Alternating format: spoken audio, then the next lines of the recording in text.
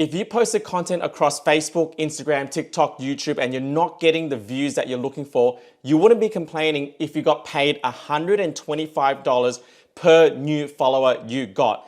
Let me say this differently. Let's just say you posted a piece of content and it got 200 views and 10 new followers. Doesn't sound really that great, but what if those 10 new followers paid you $1,250 as an average into your pocket? Then you would stop worrying about the views, because that's exactly what we did. Last year, we did over $10 million cash collected in our business with only a total of 80,000 followers across all socials. That equates to $125 per follower. And in this video here, you'll see an actual presentation that I did at Myron Golden's Content to Cashflow event on how to convert content into cash flow, especially if you are just starting out and have a very small audience. Turn your attention to the screen. We have Richmond's got a video he prepared for us. Go ahead, let's watch this together.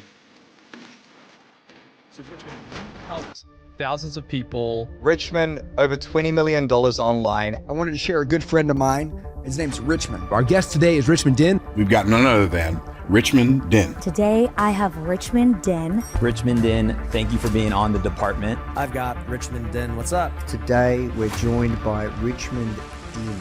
We are here with Richmond Den. All the way from Australia. Let's go down under. We got Richmond here today. One of my friends and one of the greats. Richmond Den is in the building today. The legend, the one and only, Mr. Richmond Den. Go ahead and stand to your feet and help me welcome the man himself, Mr. Richmond Den! All right, grab a seat. Thank you very much. First of all, big shout out to Myron for putting on such an amazing event, and Elijah's crushing it as well. How many of you have seen one of my videos on YouTube just out of curiosity? Okay, a bit of the room, which is good. Look at the room. There's not many people putting hands up, which is great, because last year we collected over $10 million in our coaching business from having a very small audience. So today I want to share with you on how you can monetize a very small list, especially when no one knows who you are. You're just starting out from scratch, and maybe building a big audience is very overwhelming, but it all starts with one person. So would that be valuable for you guys here today? Yeah. All right, so first of all, I want to give a big shout out to my wife and kids. I know they're not here, but I'm from Australia, if you can tell from the accent. And Myron's always giving me a hard time about my accent. Yesterday we had lunch together. She's like, can I get some water? He's like, water? So I'll try my best to like Americanize this talk for you guys. Water, is that right? Water? I'll try my best. Okay. But I want to give a shout out to my wife and kids, because every time I travel, number one, it's hard on them because they miss daddy and they miss, my wife misses me and I miss her a lot, and I was speaking to her for an hour last night, but I know many of you guys are here traveling as well. So if you do have family at home, make sure you message them during this event and just thank them for being them, because you are here and building something that maybe they don't understand, but if they feel gratitude from you guys, then it's all going to make it feel better at home. Is that cool with you guys to do that? Yeah? All right, cool. Okay, so if we go to the slides here, then... Okay, so I'm going to share with you on how to do this without any tech skills, being on camera. Some of you guys have already known what a tiny challenge is, but I want to go deeper today, but a few things about some basic principles. So I've been with Myron, I've known Myron for about 5 years now. We met in a common mastermind, but I've been in his VIP program for the last 12 months, and we've scaled triple our business in the last 12 months. I mean, we're doing pretty well already, about $3.5 million, and last year we did 10 mil, but I want to share with you how we did that. And if we go to the slide with my YouTube clip there's a couple of slides forward. Okay, so my YouTube following is very small, but don't laugh at the following. I want to show you some very important stats. That's my family there, and we'll go next slide there. 3 kids. I know I'm 43 now. You can't really tell when you're kind of Asian and stuff, and that's, it's just the truth. You guys know. We go to the YouTube slide, next one there. So when I started with Mario, he's like, Richmond, you got to build your long form. And I'm not a kind of long form guy, but because I'm a great student, I'm just going to listen to what my mentors tell me to do. So I started my YouTube channel, and right now we only got about 5,500 subscribers, so it's very, very small. Very, very small. But I want to show you some stats which are really interesting, and then I'll reverse engineer this for you guys so you can monetize this too. So I put out the stats from like only a couple of days ago. That's the last 365 days, 140,000 views, 10,000 hours of watch time, 10,300 hours of watch time, and we grew from 600 followers to about 5,500, okay, in 12 months' time. Now, why are these numbers really important? Because everybody write this down. People always give you their time before they give you their money. Always. And the more time they give you up front, then the easier it is for you to make money in your business. And this is why content is king. And this is why consumption is king. How many of you heard that attention is a currency, data is the oil, but consumption is king? And so we need to help our clients or future clients consume our stuff as much as possible before we even ask them to buy. And that's the whole point of this whole event. Consumption is king. But people always give you their time before they give you their money. So I really want you to remember that concept, because 10,300 hours, you guys know the stat, people need to watch you for about 7 hours online as an average before they even consider buying anything from you. And that's whether it's a book, $10 lead magnet, $30 course, $200 challenge, $300 event like this, 7 hours online. How many saw Myron before you came to this event, like saw him online? Look at the room. Everyone did, because people always give you their time before they give you their money. Is this all making sense? Cool. So 10,300 hours divided by 7 hours is a potential 1,400 students or people ready to buy something that I have to sell if I make an offer on YouTube. That's a big number.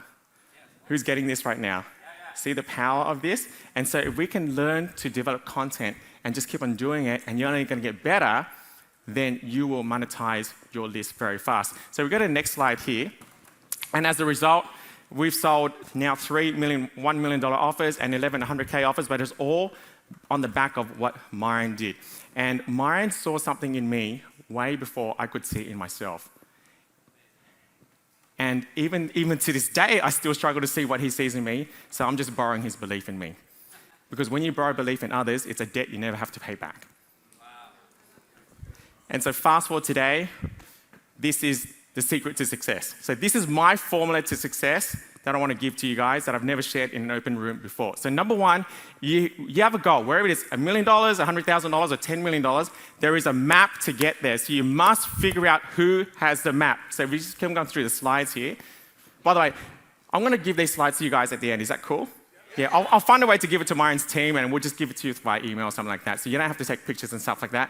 But find a person who's got the map. Who has the map that has the pathway to where you want to go? But once you find the person with the map, the most important thing you must do next is take messy action. Wow. Messy action means doing it imperfect. But after messy action, here's the key. You need to get guided feedback. How many of you, if you're trying to get feedback from someone maybe doesn't know what they're doing, it's a really good move. You shouldn't have a person that's overweight take you to the gym and have an accountability partner, because they probably don't, you guys get what I'm saying? Like, you should get a mentor, you should get a coach, guided feedback.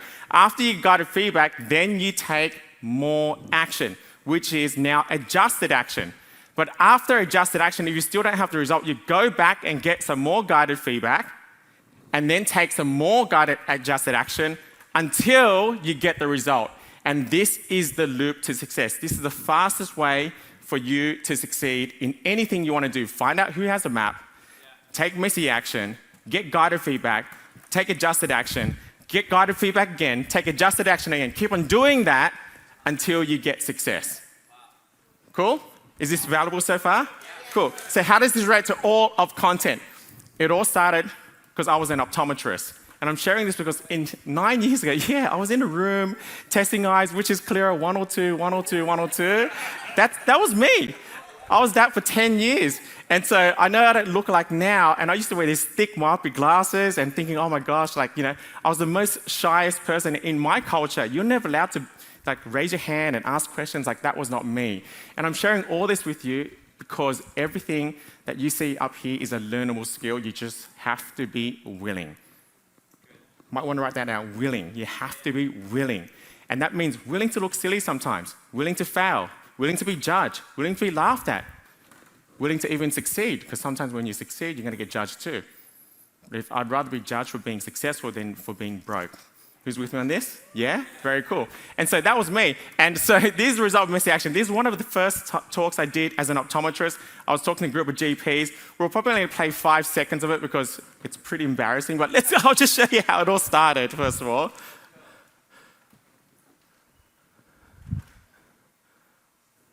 There should be some sound on that. Here, I will show you later, and then for about 10 minutes, it'll all stop. All right, that's enough. That's enough. If you're not looking back on your stuff you did a year ago and cringing, then you haven't grown. But if you look back on the stuff you did a year ago and you thought, oh, it was amazing then you haven't grown. You should always cringe at the stuff you did yesterday. Always. Okay, I'll show you another one when I started coaching. So that was an optometrist. See the thick glasses and stuff. I was only speaking to about 7 people. I was really, really nervous. So go to the next slide. This is me when I started my coaching business about 9 years ago, doing one of my very first Facebook Lives that I rehearsed 20 times for about 3 hours before I did it. So if we go to the next slide, you'll see one of my very first Facebook Lives. This is terrible as well. Good evening, everyone. It's Richmond Din here. Look, not many people know this about me, and I think you're going to be quite surprised to hear this as well.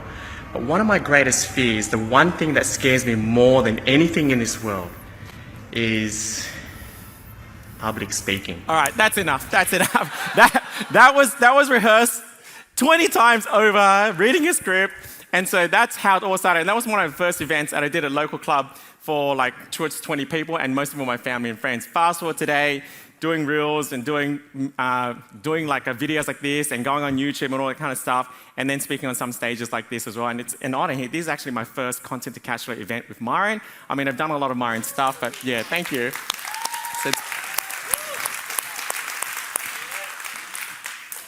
And so fast forward today, that's the result of that. But I share that because it's a learnable skill. Everything you see is a learnable skill. You must be willing.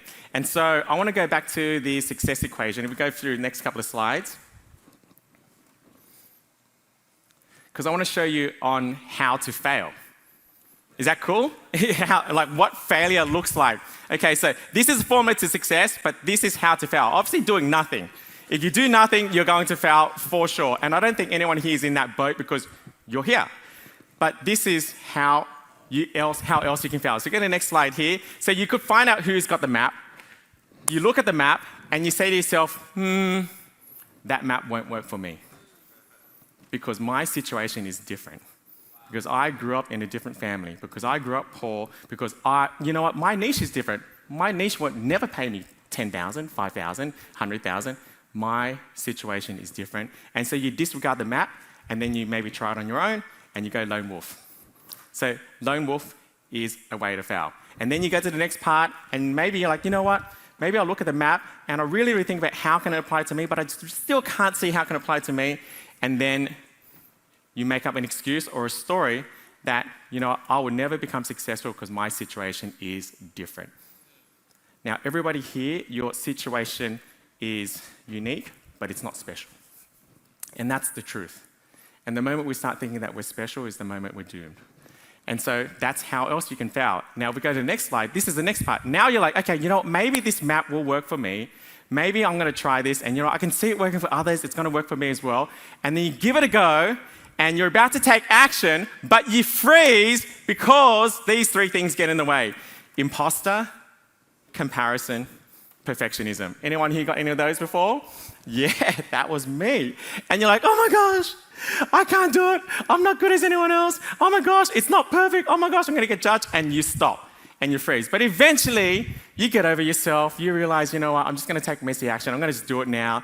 And then you decide, I'm just going to go for it and do it. And then when you do it and you take action and you do that first video online or you do that first piece of content or that first YouTube video, you look at yourself and you start going, it was terrible. Oh my gosh, do I look this big on camera? Do I look this like? And you start self-loathing and you start crying and you start watching it and you can't watch it again. You don't want to give yourself feedback because you think you look so bad online. And then that's how you fail. So if we can go into the few next slides here. And so you self-loathe, and then eventually you get to the next phase. So we go to the next slide, and you're like, okay, you know what? I'm not gonna self-loathe anymore. I've watched myself. I realize I suck. That's okay. No big deal. And then you go to the next part, and you look for guided feedback. So we just keep on going through the slides, right? And so you get over yourself, you get guided feedback, and once you get guided feedback, because it didn't work the first time, you build a story that says, hey, it didn't work the first time, hence it must not work. You go back to your coach and you say, hey, it didn't work. Told you it didn't work. And And your coach says, well, it didn't work because you're meant to do it this way. And you're like, oh. Or maybe you're like, you know what? Nah, it'll never work. See? And you justified your fears. See, I told you, at least I gave it a go. At least I tried. At least I tried everything. Who's ever heard that before? I tried everything. I've tried everything. Well, if you tried everything, it would have worked. And so, which one has stopped you in the past? Because the bottom three was me. Imposter, comparison, perfectionism. Why was that? Because I was just an optometrist. Remember what Myron said about identity? That was my identity. An optometrist doesn't do content. They don't post online. They don't coach. They don't do these things. That's an optometrist. I was just an optometrist. How many of you are going through a transition in your life right now, entering a new season, new chapter? And maybe one of the things that you may need to let go of is that I'm just an optometrist story. Because that was me. And I felt like a massive imposter when I started online. And when I started, we were living in a tiny 2-bedroom unit, and I was coaching in my laundry, and that's how I started. But nobody knew. Thank you.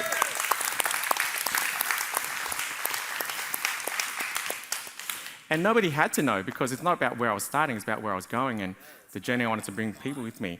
You know the best piece of content to ever do? Documenting your journey to success.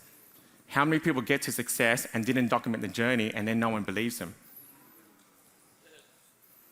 Document your journey to success. I would even challenge you, say, this is my story of how I plan to make $1 million this year, day one, week one, month one.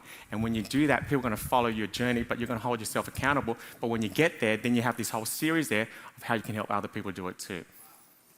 And I wish I had done that way earlier there. So fast forward today, things are very, very different. But I want to share with you how I got over imposter. Would that be valuable for everyone here? Yeah, very cool. So I was at Russell Brunson's mastermind, and this is in Mexico. And I remember it was one of the first big masterminds I was in. And that's the first time I saw Myron Golden. And he was in the room, Eileen Whiter was in the room, Russell was in the room, Pedro Day was in the room, all these big giants in the room. And I'm thinking, oh my gosh, like, who am I? This was about 4 or 5 years ago. And I thought, well, I'm definitely not the most successful in the room. I was earning the lowest. I wasn't the most famous. I had a very small following. I wasn't the most experienced. I was definitely not the most popular in the room. And I walked in there thinking, okay, I don't belong here. And I realized I couldn't be the smartest. I couldn't be the most successful. I could not be the most experienced person. But you know what I could be? I could be the best student. And that's something no one could take away from me. And I took that lens and looked at frame, and as long as I can be the best student in the room, then I never have to feel imposter ever again. Wow, that's awesome. Who's getting this right now? And that's how I overcame that to get to where we are today. And so, I want to share with you a framework that I think is going to be super easy for all of you to implement. You guys ready for this? Yeah? And that's what result happened there. So, how many of you have heard of what a tiny challenge is? Out of curiosity, who's heard of what it is? Yeah, very cool. Okay, cool. And who has not heard of what a tiny challenge is? Okay, about half the room. Okay, so if you've heard of what it is, we're going to go a bit deeper. I want to really take this home for all of you. But if you haven't, then strap in, because this could be the one thing that changes your life. And this is going to be the easiest framework for any of you to make, whether it's your first sale, $500, $1,000, or $2,000, or to make your next super high ticket sale. You can sell 25K, 50K, 100K, even $1 million offers through this framework, and you don't need to be on camera. You don't need to worry about the tech. You don't need to have a big audience, and all of you can get started. I mean, like today. Not tomorrow, but today, if you're willing to make money right now. Who's willing to make money right now? Yep, cool. So if we go to the next slide, and keep on going. Okay, big picture principle. People always give you the money before they give you the time. There's 3 units of time, though. Not all time is created equal. So if we look at time, it can be staggered time, committed time, or intimate time. For example, someone could watch 60 one-minute reels of you on social media, and that'll be a very different experience to them sitting down and watching 60 minutes of you on YouTube. because the 60 minutes of you on YouTube is more committed time, it's more immersive. But the highest value of time is when we call intimate time. So intimate time, it could be in person like this. So if you had lunch with someone today for an hour, who met someone cool at lunchtime? Yeah, very cool. Who met someone not cool? No, don't put your hand up. Right. So if you met someone cool at lunchtime, you sat with them for an hour, that will be more valuable than you watching 10 hours of them on YouTube. Who's getting this right now? And way more valuable than you watching 1,000 shorts on them on YouTube, the fact that you sat with them for an hour at lunchtime. Or if we were to meet face-to-face or in this room right now, that intimate time is way more valuable. So not all time is created equal. And so if you can have someone spend more intimate time with you sooner, quicker, faster, then you can grow your business exponentially faster rather than having to consume 100 shorts of you online, because people always give you their time before they give you their money. And so the goal is, how do we get people to give us more intimate time before they give them the money? That's the goal.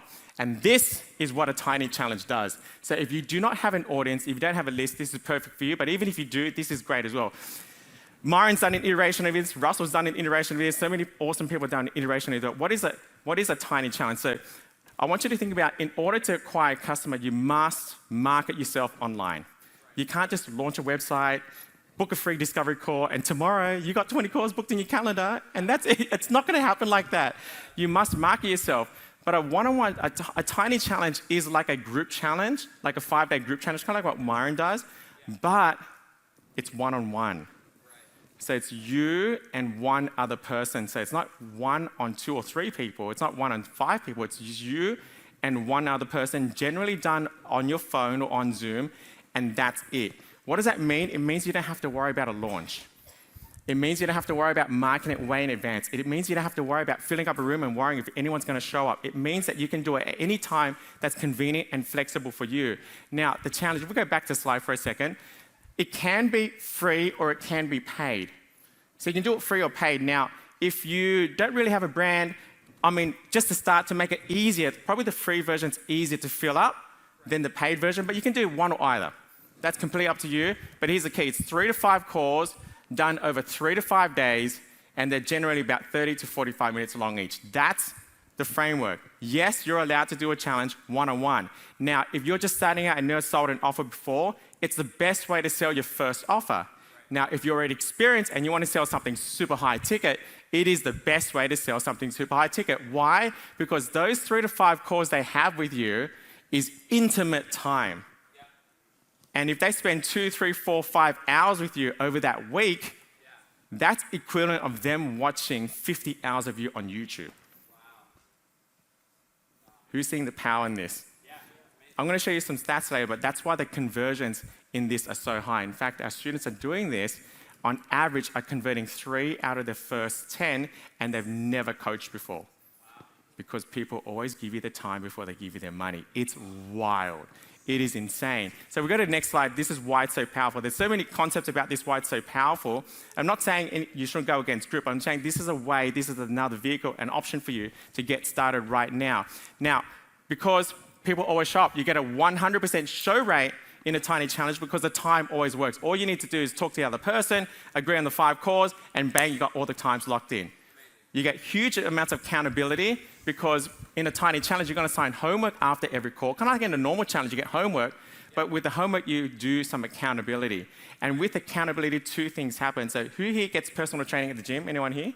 Just out of curiosity? Cool. Now, you all know how to work out, like Myron said, and I've been going to the gym for 27 years now. In fact, usually when I pick a hotel when I travel, I get my assistant say, pick the one with the best gym, because that's the one I want to stay at. And even though I've been going to the gym about 3 times a week for the last 26 years, once of those is with a personal trainer. Why? It's not because I don't know how to work out, but I know when my personal trainer is there, then 2 things happen. If I'm doing 10 squats with my personal trainer there, he's going to push me to like 12 or 15. Anyone feel that before? And sometimes you're about to vomit. But not only are those 12 or 15 more, you end up doing them better. So accountability does 2 things. You do more and you do better. Guess what happens in a tiny challenge when they do more and they do better? And there's intimate time. It becomes a no-brainer. At the end of it, they're just saying, okay, how much is your offer? I want in. Wow. Who's getting this right now? Yeah? But it gets even better still, because one of the biggest misconceptions around this is, what if I get a time waster? And it's a legitimate concern, like especially if you're not charging a lot of money for it. If you do get a time waster, this is a very legitimate concern. And you don't want to be doing 3, 4, 5 calls one-on-one with someone. They're there to waste your time. Like, it's very exhausting and extremely discouraging. But the opposite is actually the truth. And so if everyone just looks at the phone for a second, I want you to look at something on your phone. It's really interesting. You know, on my phone, I've got a few apps. Like I got, 6x4 apps, and I go scroll across, and that's all I got. I've only got 2 pages. Now, this is a very different room, so I don't think anyone here has like more than 10 pages of apps on their phone. Does anyone here have that? More than 10 pages? You know, ask a normal room. This is not a normal room. And some people have got like 10 pages, right? It's because they live in a world of distraction. Right now, like 10 years ago, we said, who's got shiny object syndrome? You wouldn't know what that means because it wasn't there 10 years ago. Your biggest enemy to success is distraction. And so right now, we live in a world where distraction is so high, and that's why there's this thing called shiny object syndrome. And so your phone is pulling everyone away from focusing.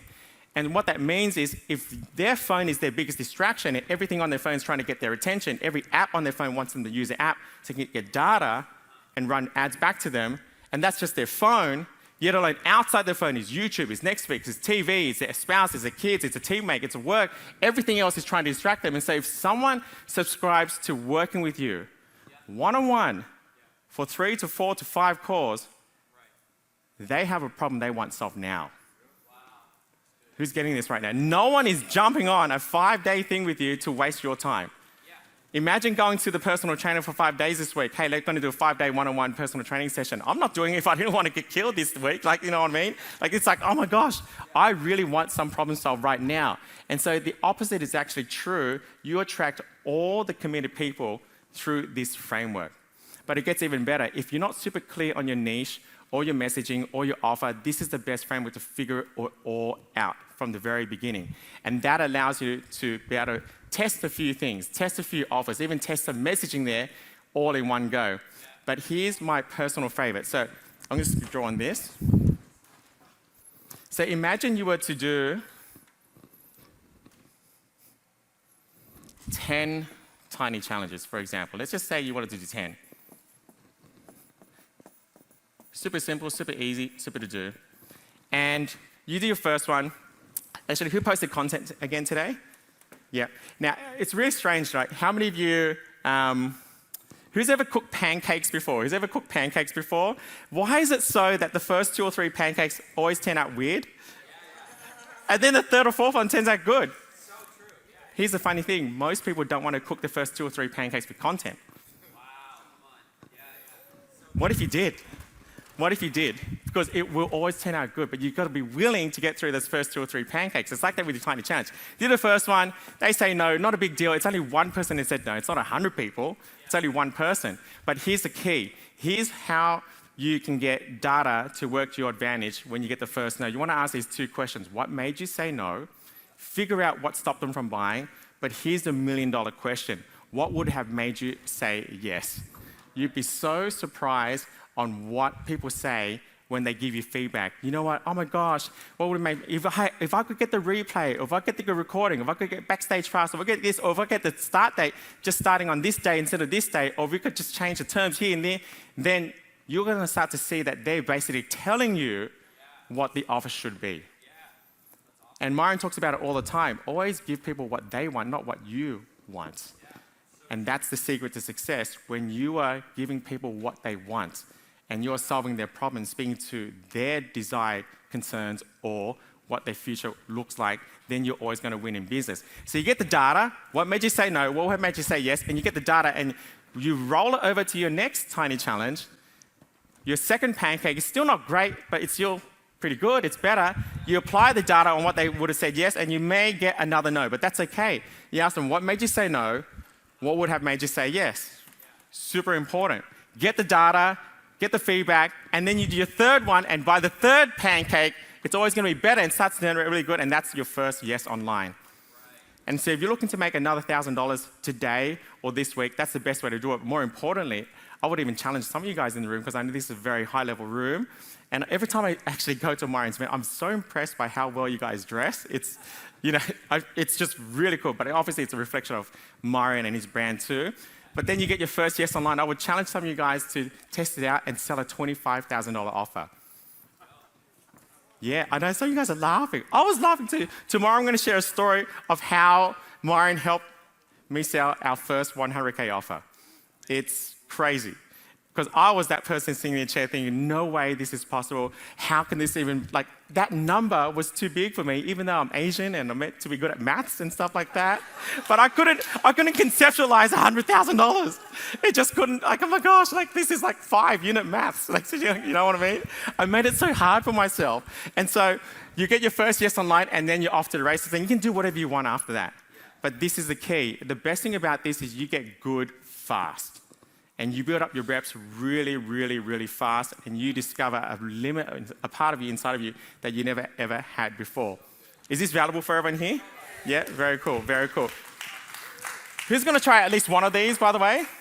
Cool. Now, here's the part which is going to blow your mind. So, Rich, this is not scalable.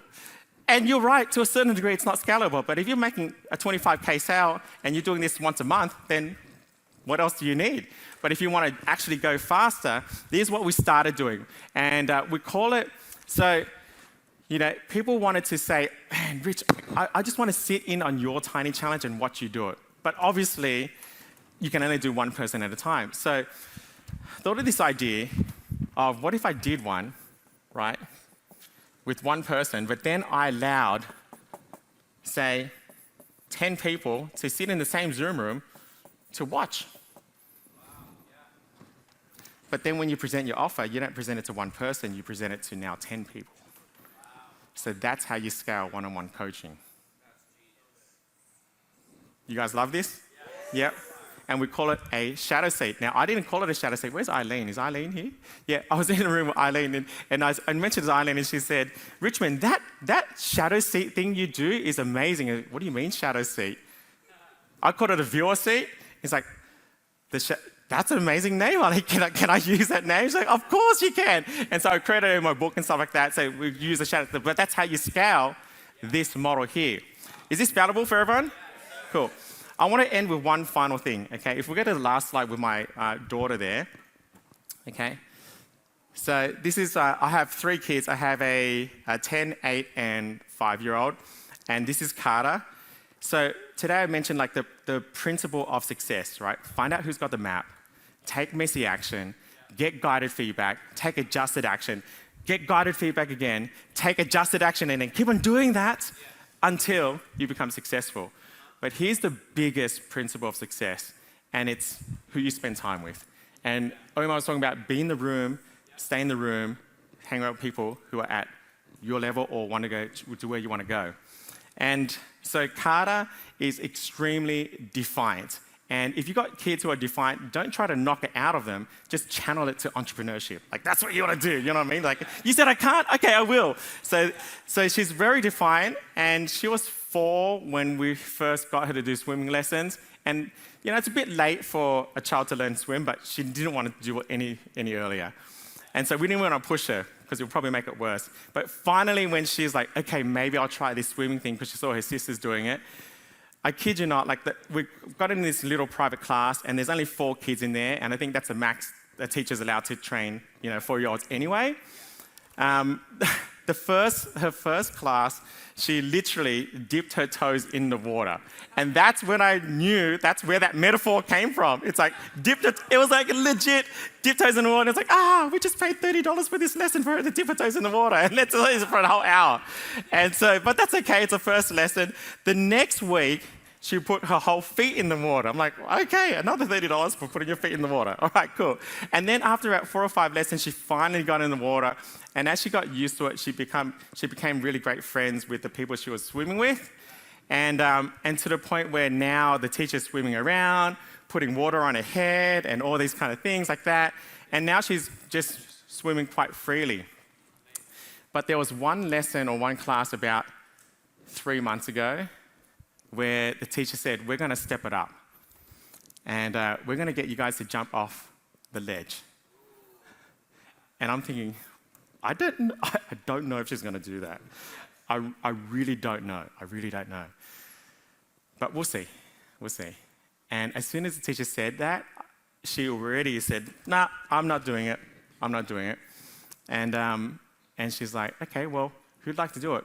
And her 3 friends that she got to know over the last, 10 weeks or so, the first friend said, okay, I'll do it. Gets on the ledge, jumps off, and the teacher catches her, and she jumps full in, immersed, everything like that. And Carter's like, and then the second kid jumps off, and then Carter's like, oh my gosh. And then the third kid jumps off, and Carter's like, oh my gosh, my 3 friends just jumped in. Can't believe it. Now I'm looking, what's Carter gonna do? She gets up and she jumps in. Because her friends jumped in first. Now, had she had one-on-one swim lessons, how long do you think it would have taken her to jump in? The power of who you spend time with. Sometimes we're afraid to jump in first, and that's okay. But if we're around the right group and we see other people jump in and they're our friends, then it gives us permission to jump in as well. Who's ready to jump in on the dreams? Yeah? Very cool. I know we've got a bit of time left on the clock, but I know we're running a bit late, so I'd like to give Myron a bit back more time. But thank you for all being here. And my name's Richmond Dean. Keep believing, never settle. I trust you enjoyed the presentation here. If you want to go deeper on how to run an actual tiny challenge, I have more videos on my channel here on how to do that. Or if you're looking on how to get your first 5 paying coaching clients without posting any content online, I also have a video on my channel about that also.